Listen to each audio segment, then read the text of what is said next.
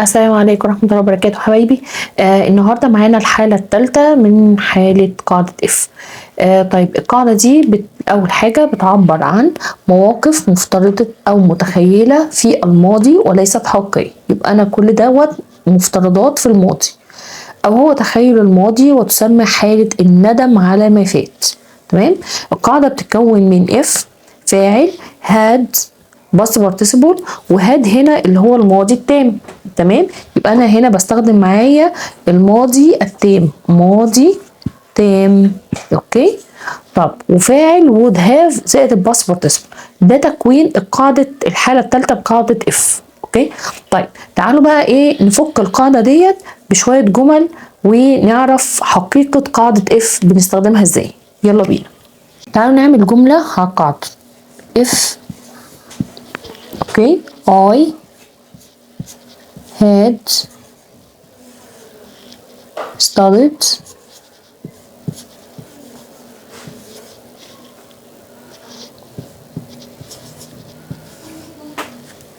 hard, كوما ماشي، I would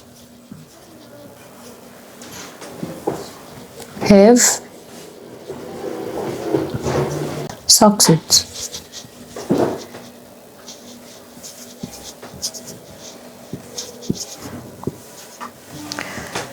طيب تعالوا نشوف كده القاعدة اهي.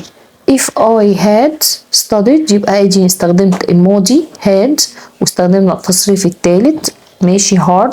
I would have succeeded، وادي استخدمت برضو التصريف الثالث بتاع الفعل succeed. الجملة اللي معانا ديت بتقول ايه؟ بتقول إن لو كنت ذاكرت بجدية I would have succeeded، كنت نجحت. تمام. يعني هنا في حالة ندم ان هو ما ذاكرش، فبالتالي هو ما نجحش. تعالوا نشوف جملة كمان معانا. تقول ايه الجملة؟ if I had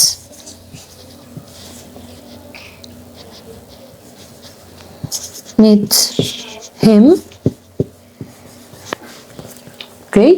I would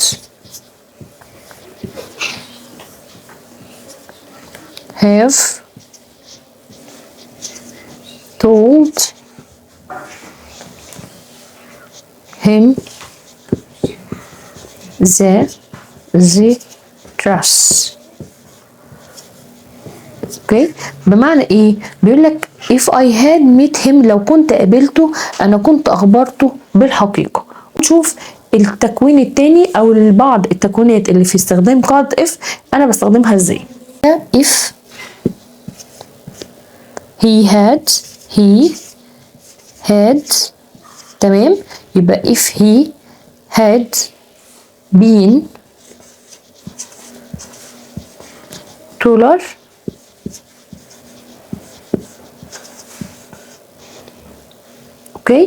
he would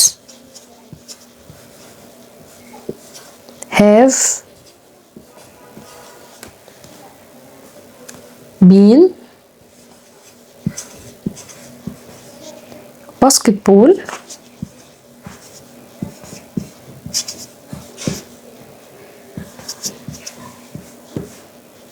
player. طيب تعالوا نشوف الجملة معناها ايه. بيقول لك if I had been taller، لو انا كان طولي كافي. هو لو كان طوله كافي he would have been basketball player، كان هيبقى لاعب كرة السلة. فدي أمنية. ومعانا ملحوظات. الملحوظات مع قاعدة if. أول حاجة الملحوظات اللي احنا نخلي بالنا منها إن أول حاجة قد يأتي didn't have ماشي. ممكن تجيلك didn't have في جملة، فين في الجملة، أو جواب الشرط.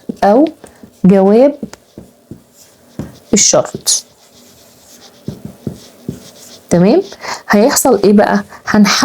يتم تحويل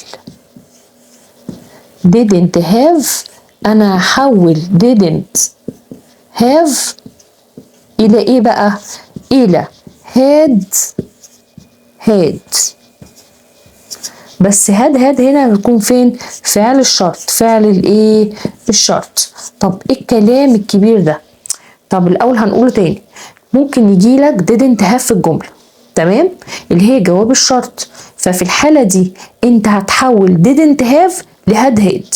تعالوا نشوف ازاي جمله هنعملها هنفك بيها الكلام ده كله. تعالوا نبص. الجمله بتقول ايه؟ he didn't have enough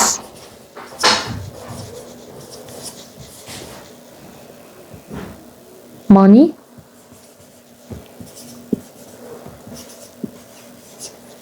خلاص stop. he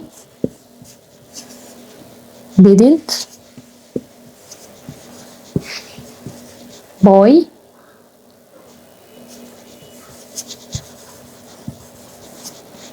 a car.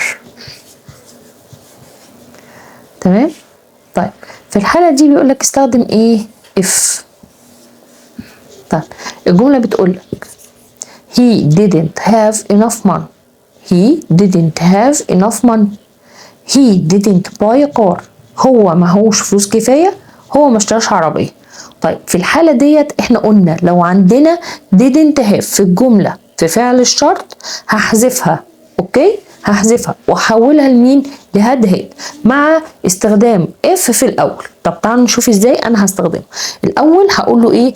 هبدا بمين؟ باف في الاول اهو، وبعد كده انا هشيل مين؟ didn't have، هحذف didn't have وهنزل had. اوكي، يبقى if had enough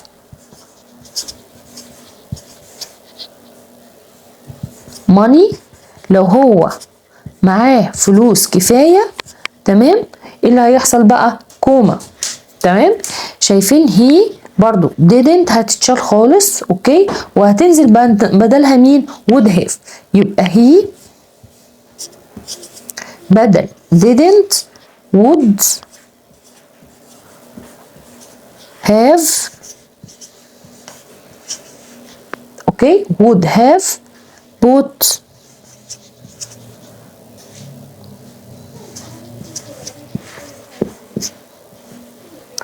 a car. بصوا ايه اللي حصل بقى في الجمله. انا صححت ايه؟ اول حاجه شلت didn't have ونزلت had. ده نمبر 1. نمبر 2 عملنا ايه؟ جبنا الجمله الثانيه لقينا فيها didn't، حذفت didn't، اوكي، ونزلت بدلها would have. تمام، وعملنا تصريف لباي في التصريف الثالث بقى بوت ونزلت a car. بقت الجمله ايه؟ if had enough money he would have bought a car. تمام، تعالوا نشوف جملة تانية برضو ازاي انا هستخدمها. ايه الملحوظة التانية يا حبايبي؟ تاني ملحوظة، لو احنا لقينا عندنا مثلا في الجملة was aware، تمام، لو انا لقيت دلوقتي was aware في الجملة، اوكي، فايه اللي هيحصل؟ تحول الى، هنحولها لايه؟ اول حاجة لو انا لقيت في فعل الشرط، في فعل الشرط تحول لهاف بين، سوري، لهاد بين. ده ولا لقيت فعل الايه؟ الشرط، هحولها لهاد ايه؟ بين.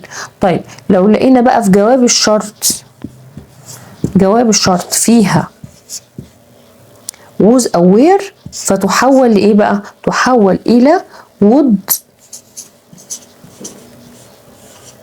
have been. تمام كده؟ طب هنقول تاني، لو أنا لقيت في الجملة، لو لقينا في الجملة was aware، تمام، هيتحول لإيه؟ لو في فعل الشرط هيتحول لهاد been.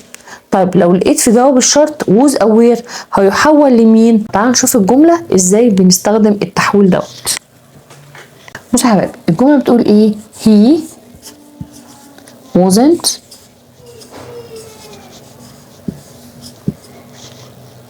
careful okay he wasn't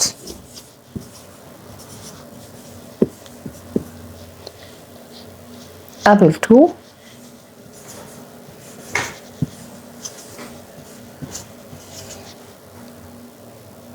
to avoid the accident.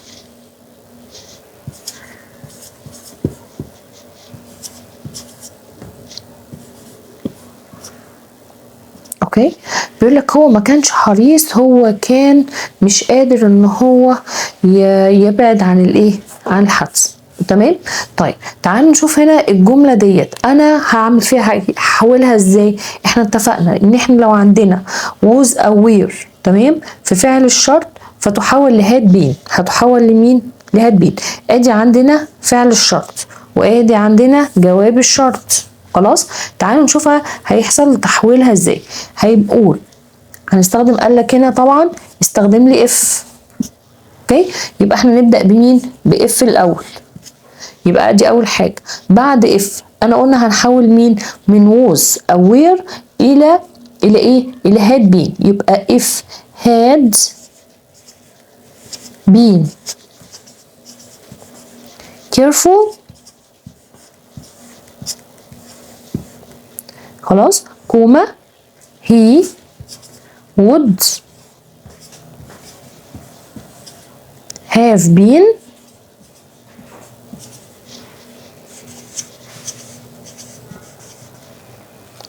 able to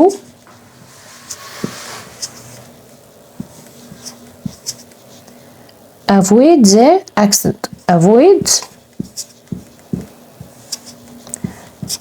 the accident.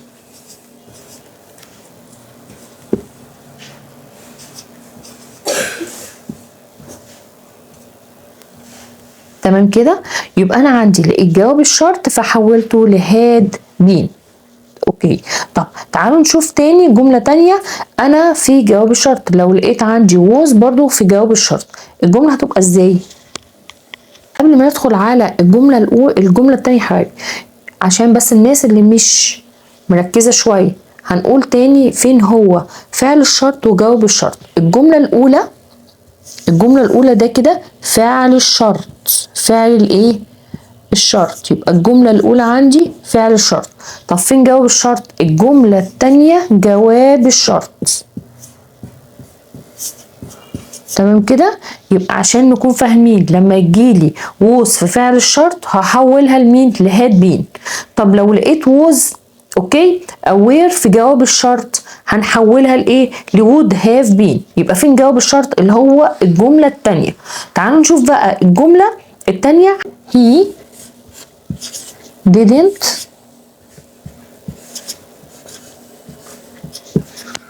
have enough money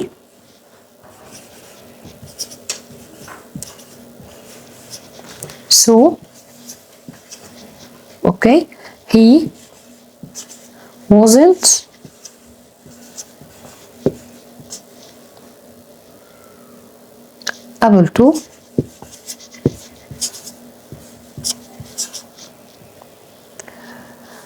able to buy new house, a new house. تمام. تعالوا نشوف الجملة بتقول he didn't have enough money. هو معهوش فلوس كفاية so he wasn't able to buy new house. طيب فين هنا بقى لقيت عندي فعل الشرط مفيهوش ولا was ولا وير. طيب لقيت was ووير موجودة فين؟ لقيت was موجودة في جواب الشرط اهو، موجودة في جواب الشرط. في الحالة دي هيتم تحويلها لمين؟ would have been. would تمام هيحول would have been. تمام كده، يبقى انا هحولها would have ايه been. طب تعالوا نشوف الجمله هستخدمها ازاي. هحول الجمله ديت من جواب الشرط. قبل ما نحولها حد يقول لي كده الجمله ديت فيها تحويلين. ايه هما التحويلين؟ التحويل الاول ان انا هحول didn't have. احنا اتفقنا اني لو لقيت didn't have تحول لهاد هاد، يبقى دي اول تحويل. التحويل التاني لقينا was، يبقى الجمله ديت معاها تحويلين didn't have و was. في الحاله ديت انا هعمل ايه؟ استخدم، قال لك استخدم ايه؟ if. تمام، انا هستخدم if. هقول له ايه؟ if. ادي اول حاجه. تمام، if he. وهنحذف مين؟ didn't have، هتحول لمين؟ had. صح كده؟ يبقى if he had enough money.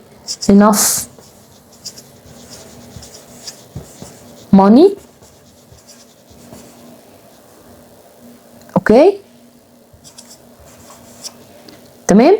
بعد كده هنشيل مين؟ so، هنحذف so وهننزل بقى ايه؟ he would have been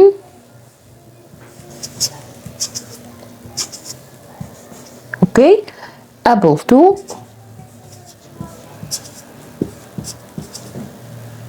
buy a new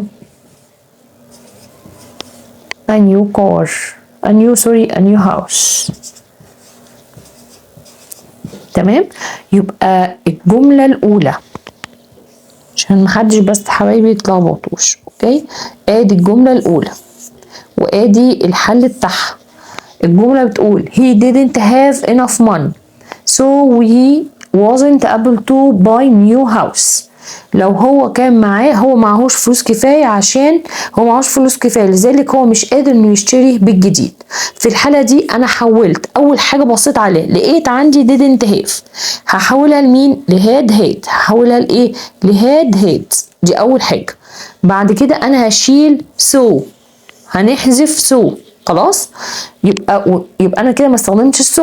تمام، وبعد كده لقيت في جواب الشرط فيه wasn't، واحنا اتفقنا في حالة وجود wasn't هحولها لمين؟ would have been. ادي نزلت would have been، يبقى شلنا so وحولت ال wasn't ل would have ايه؟ been، ونزلت بقية الجملة بتاعتي اللي هي able to buy new house. دي ملحوظة مهمة جدا في حالة وجود قاعدة if. يبقى انا عندي لو لقيت didn't هحولها لهاد. was هحولها في جواب الشرط لهاد بين، ووز او ويل لو لقيتهم في جواب الشرط هحولهم لايه؟ لوود هاف بين. تمام كده. طيب تعالوا نشوف الخطوات اللي بعد كده. في عندي حالات حذف if. حالات انا بحذف فيها if. معلش شكل حالات مش حلو اهي، حالات ماشي، حالات حذف if. طب ايه الحالة اللي انا بحذف فيها if؟ طيب بحذف if لو انا عندي had ومثلا without بدون. خلاص، وبرضو in case of وحالة in case of. دول 3 حالات بحذف فيهم if، بستخدمهم. طب تعالوا نتعرف على كل حالة من دولت ازاي انا هحذف فيها if واستخدمه. اول حالة هستخدم فيها had. انا had هستخدمها امتى؟ قال لك had هيجي وبعديها had زائد subject فاعل. ماشي، نحفظ كده. يبقى had فاعل زائد اوكي past participle تصريف تالت، يبقى دي تكوين had. خلاص، يبقى had بتحل محل مين؟ if. هتحل محل if في الحالة التالتة. طب تعالوا نشوف كده جملة. الجملة بتقول ايه؟ if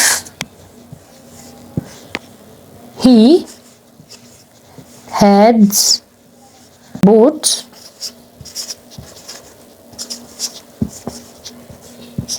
a car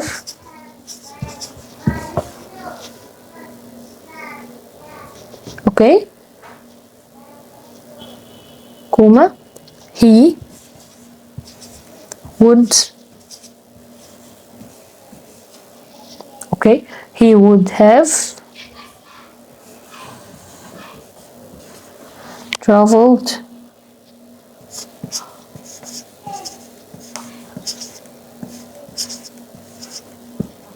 طيب قال لك استخدم لي بقى ايه had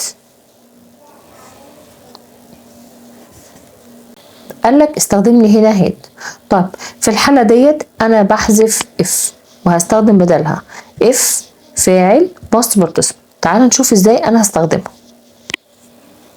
في الحالة دي انا هحذف if وهستخدم had طب انا هستخدمها ازاي قلنا ان had بتيجي وراها فاعل past participle فاعل وباست ايه فاعل اوكي زائد باست participle تصريف تالت للايه للفعل تعالوا يلا نستخدمها انا هبدأ هقول ايه هقول هاد الاول انا هستخدم هاد تمام كده يبقى انا حطيت هاد طيب هاد فين الفعل عندي هي نزلنا هي اوكي طيب يبقى هاد هي وهشيل مين هاد ديت وهنزل بوت اللي هو الفعل التصريف التالت يبقى بوت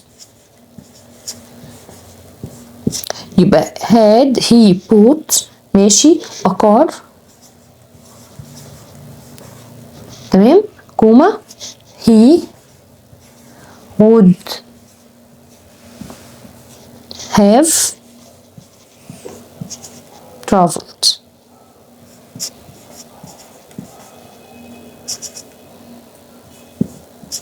تمام كده يبقى كل اللي احنا عملناه ان انا استخدمت هاد اوكي ولقيت هاد عندي في الجمله فانا هحذفها وهستخدم بدلها مين هستخدم بدلها هاد في الاول يبقى هاد يبقى شلنا اف يبقى احنا كده شلنا ايه اف واستخدمنا بدلها هاد ونزلنا الفاعل ونزلنا الفعل في التصريف الثالث وكملنا بقيه القاعده ايه الجمله قصدي بتاعتي تعالوا نشوف الاستخدام الثاني مع مين الحاله الثانيه حالات حذف اف مع without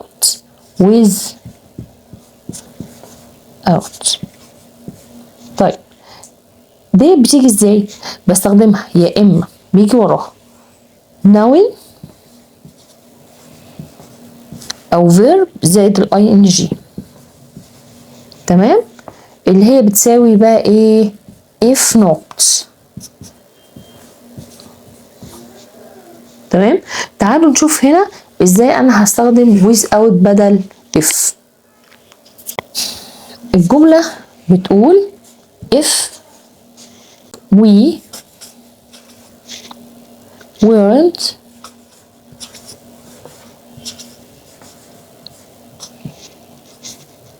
by the Nile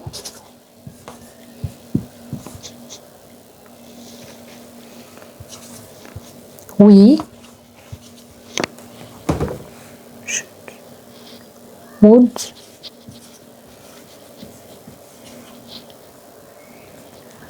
suffer a floods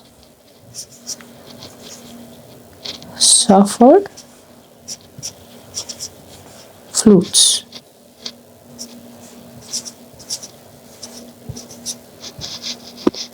قال لك استخدم without طيب في الحالة ديت انا هعمل ايه هحذف if اوكي وهستخدم بدلها without طيب هنستخدم without مع مين بقى هنستخدم without مع الفيرب يا اما نشوف هنا عندي هنا في الجملة يبقى if we weren't by the Nile اوكي we would suffer floods تعالوا نستخدم without ازاي معاها without being by the Nile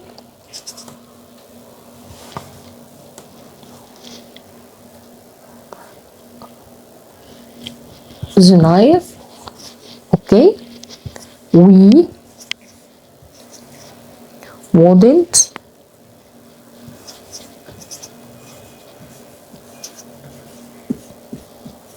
We wouldn't have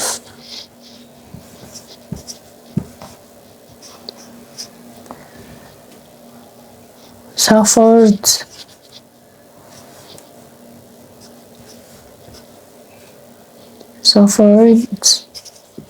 floods.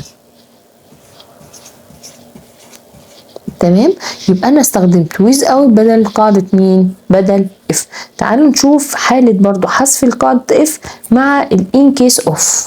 حبايبي in case of بينزل وراها verb زائد الفيرب زائد ال ing. طب تعالوا يلا نشوف جملة ازاي انا هستخدم in case of. لو الجملة بتقول if you traveled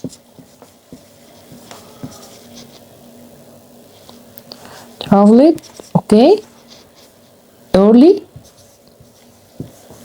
لو انت سافرت بدري كوما you would okay you would arrive early.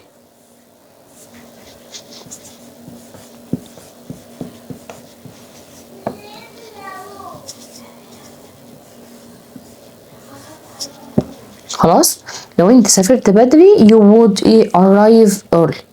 if you travel early you would arrive early. لو سافرت بدري هتوصل بدري. طب انا هستخدم in case of. طب هستخدمها ازاي؟ هبدأ بيها طبعا الاول هقول in case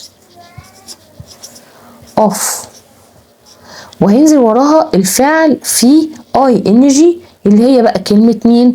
travel. هتنزل traveling.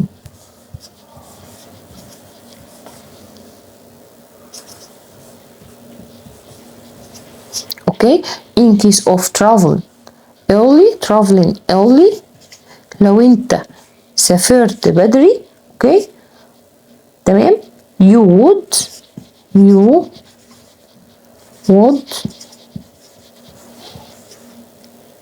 have okay arrived early.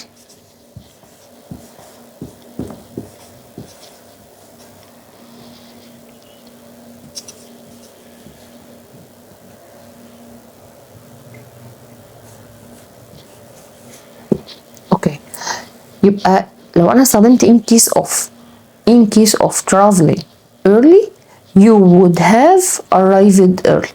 كده ان شاء الله يا حبايبي نكون حاولت ان انا اوصل لكم قاعدة if الحالة الثالثة بطريقة سهلة، وحاولنا نشوف حالات حذف if ايه الحالات اللي بيتحذف فيها if وايه هو تكوين قاعدة if وبنستخدم الحالة الثالثة في ايه.